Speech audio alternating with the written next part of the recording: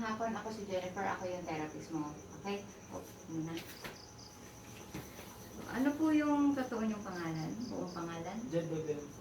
Ilang taon na po kayo? 19. 19. May high blood pressure po ba kayo? Wala po. Diabetes? Wala po.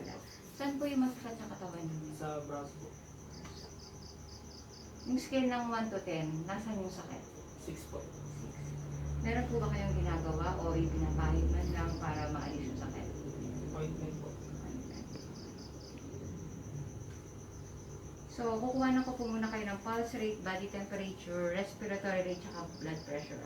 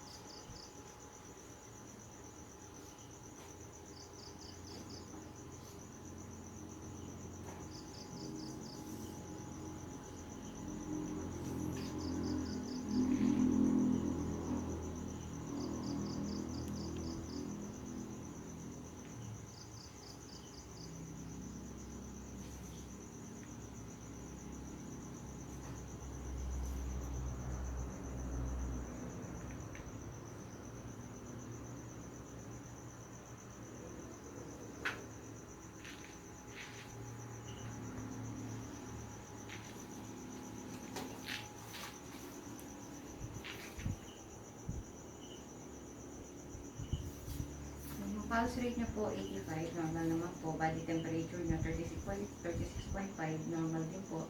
Respiratory rate is 22, blood pressure niyo po is 120/80. So, lahat naman po is normal. Okay na. So, Sir Jeff, lalabas po muna ako ng kwarto. Pwede na po kayo mag-face down. Ito po yung tuwalya. So, ito po yung ipang-cover ninyo. Po muna ako para ma-prepare ko po yung katawan ng aking kliyente.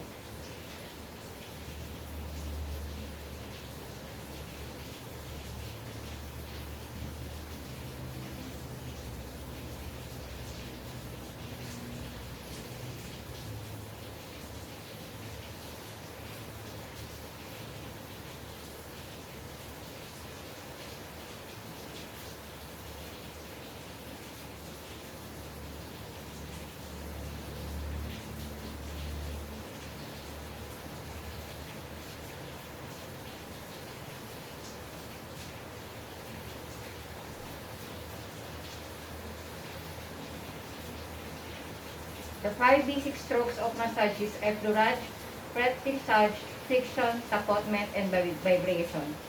The first basic stroke of massage is Effleurage. Effleurage came from the French word effleur, which means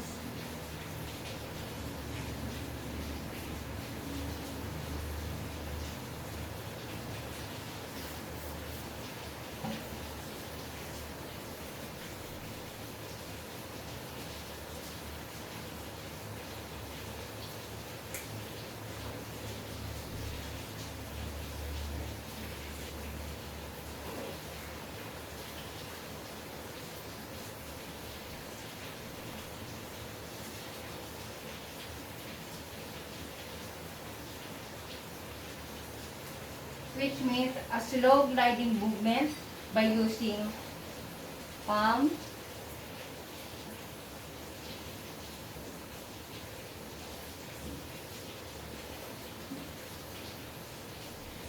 knuckles,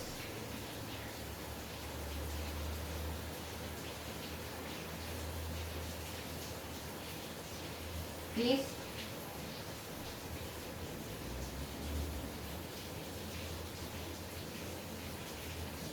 and forearm.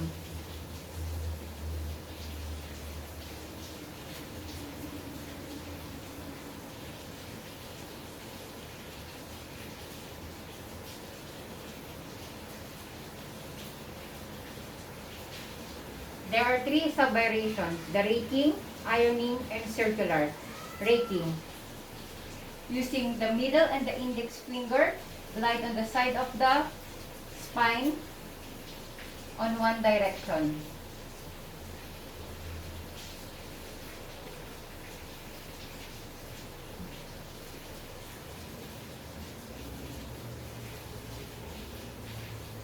Ironing, a deep one-handed effleurage, often done by using palm,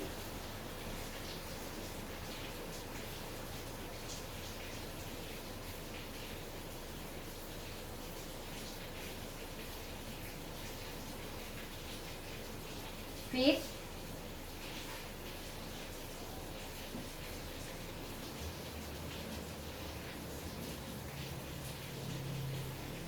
and forearm.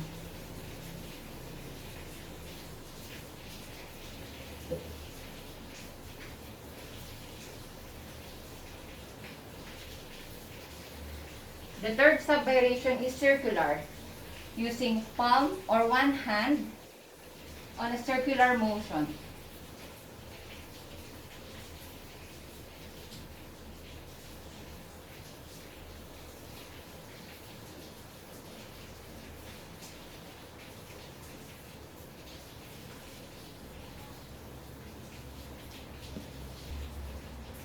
Second variation is two-handed, both hands gliding on the skin simultaneously.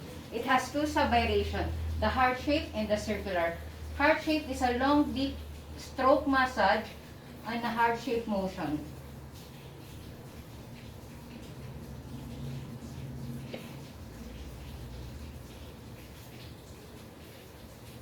Circular, using one palm on a circular region.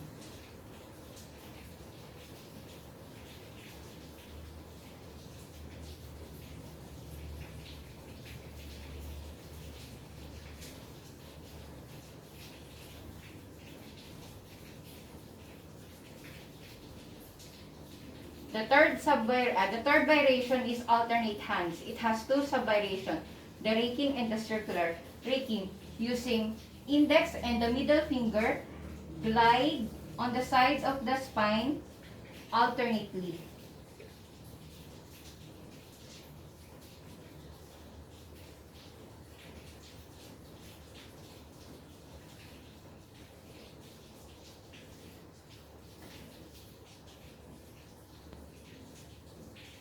Circular, using one palm on a circular region.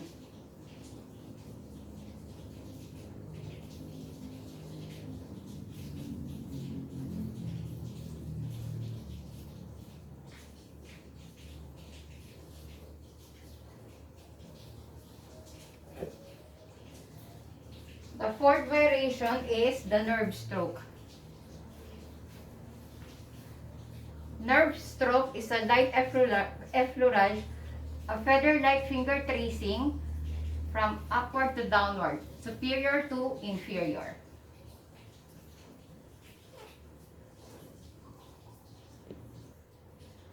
The second basic stroke of massage is Petrissage, which means lifting or knead or to mash. Came from the French word pétrir. The first variation is one-handed. One-handed is a clamp squeeze.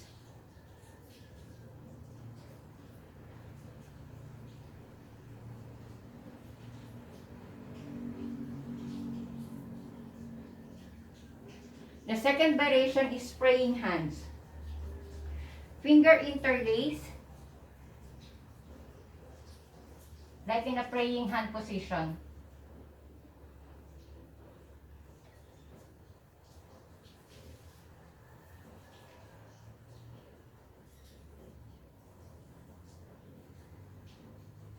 The next sub-variation is ocean wave. Ocean wave is palm gliding on the skin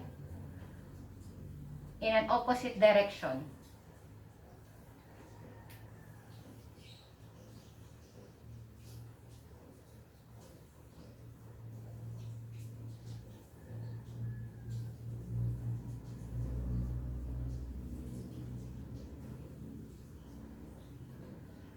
The third variation is alternate hand, lifting, squeezing, and releasing the tissue.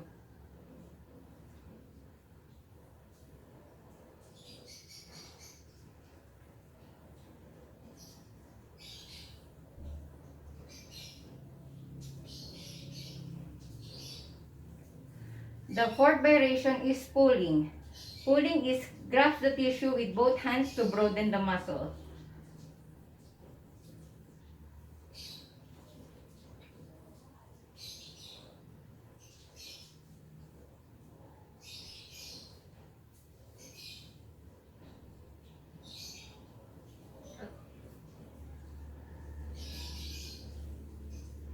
The fifth variation is skin rolling. It involves lifting and compressing the skin.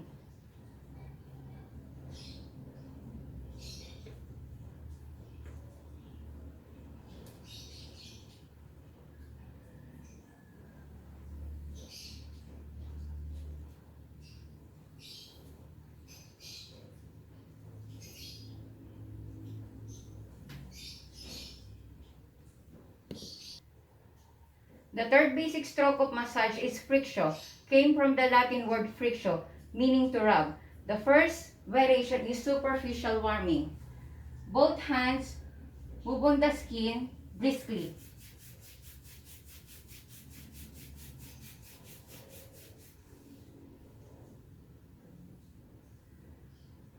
The first variation is sewing.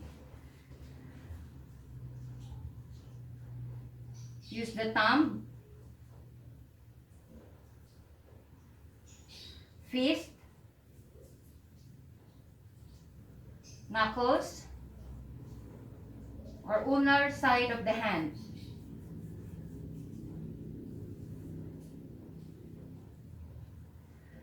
The second variation is rolling with open hands back and forth, starting from distal to proximal.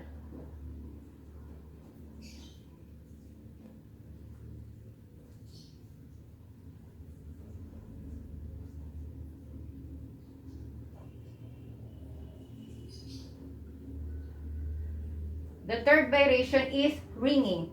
Just hold the limb and grasp it. Move it back and forth.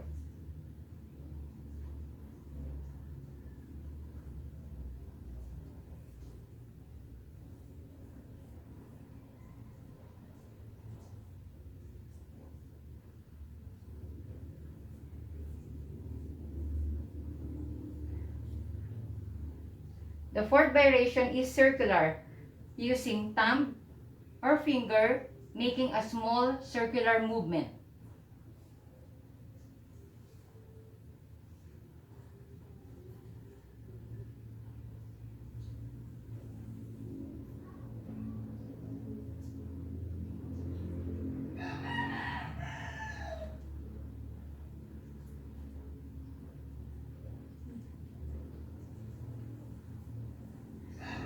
The fifth variation is cross fiber, using thumb and the finger movement perpendicular to muscle fiber.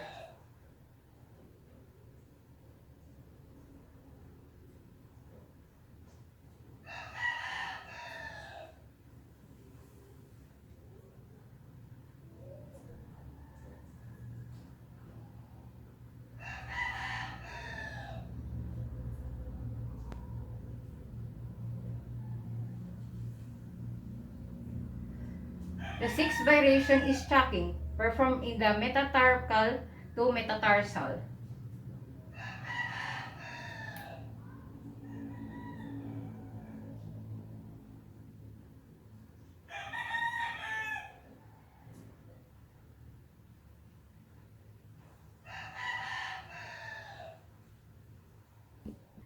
The fourth basic stroke of massage is tapotement. Tapotement came from the Latin word tapoter, which means to tap or drum on. The first variation is tapping.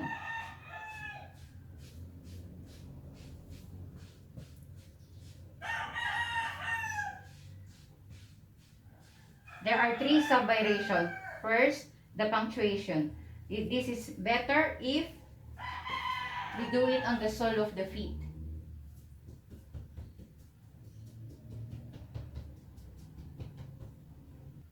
The second sub-variation is pulsing. Pulsing is alternate deep light tap.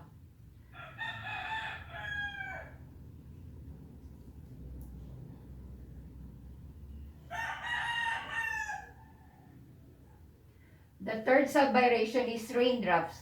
Very light fingertips, and this is performed only on the face and the scalp.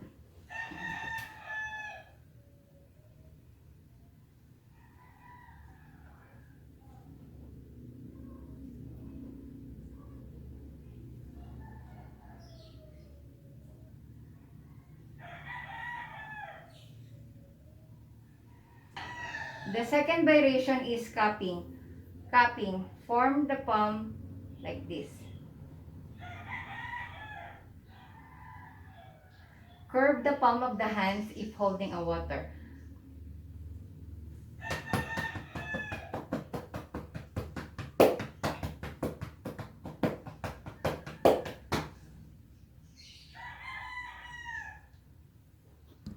The second variation is cupping. Cupping, curve the palm.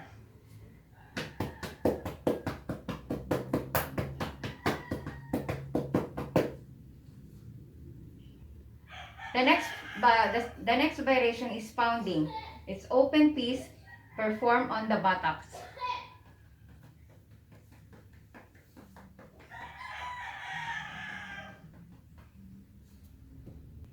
It has sub-variation, which is wrapping. It's an upside down fist performed on the lower extremities.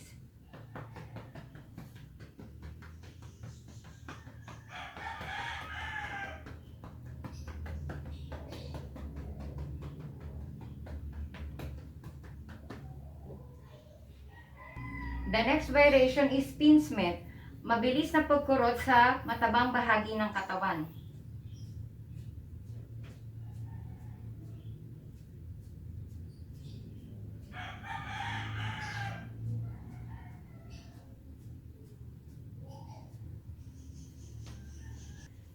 The next variation is pincement. Mabilis na pagkurot sa matabang bahagi ng katawan.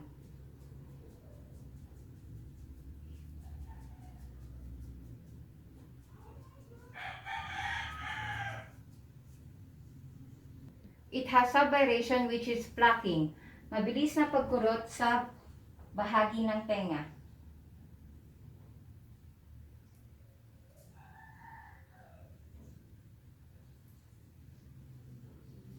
The next variation is hacking, using one hand or two hands or both hands, also known as karate chop.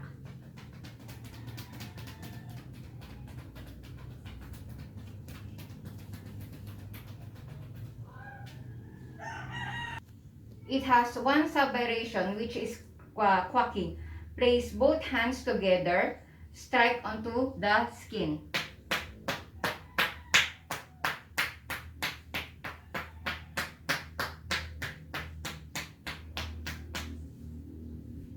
The next variation is clapping, using both hands, palm striking the skin with alternate stroke.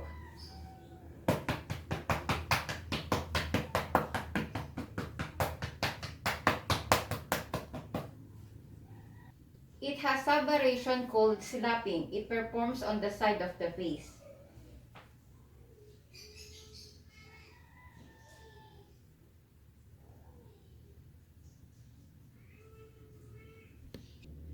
Forms on the abdomen. Starts on the lower right side, upper right side, upper left side, lower left side. The fifth basic stroke of massage is vibration. Vibration came from the Latin word vibrio, means shaking, quivering, trembling, or rocking movement. The first vibration is fine. Fingertips is trembling on the skin.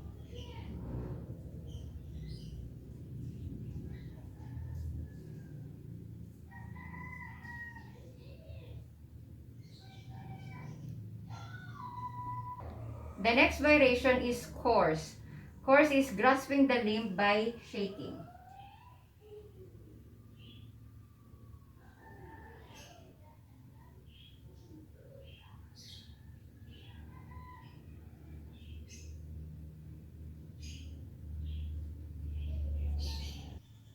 The third variation is jostling.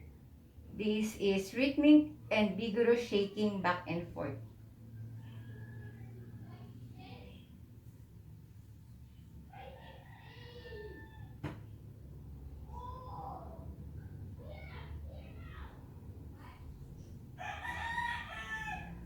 The fourth variation is rocking, also known as push and catch motion. Push, catch, push, catch, push, catch, push, catch.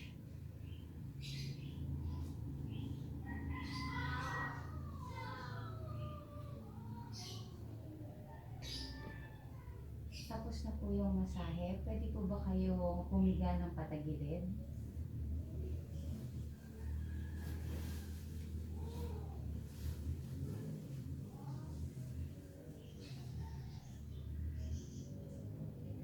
Ano pong gusto ninyo? Tubig or mainit na tsaa? Sige po. Kamusta naman po yung pakiramdam ninyo? Ayos po. Okay. So, mas maigi po kung magpapamasahe kayo at least isang beses sa isang linggo para maalis po continue yung sakit sa katawan. Sige po. So, maraming salamat po. Salamat din.